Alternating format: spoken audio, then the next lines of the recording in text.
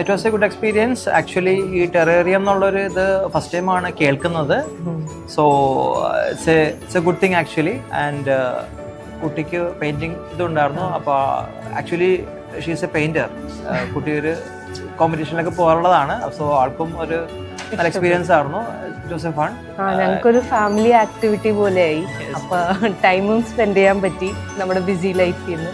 നമ്മളിത് ആദ്യമായിട്ടാണ് ഈ സംഭവം ചെയ്യുന്നത്, ടെറാറിയം. നല്ലൊരു എക്സ്പീരിയൻസ് ആയിരുന്നു. നമ്മളിത് കണ്ടിട്ടുണ്ടെങ്കിലും ഇതങ്ങനെ ചെയ്യാനായിട്ട് സാധിച്ചതിൽ ഒരുപാട് സന്തോഷം. സ്റ്റാർട്ട് ചെയ്തപ്പോൾ നമ്മൾ പോലും അറിയാണ്ട് സമയം പോയി.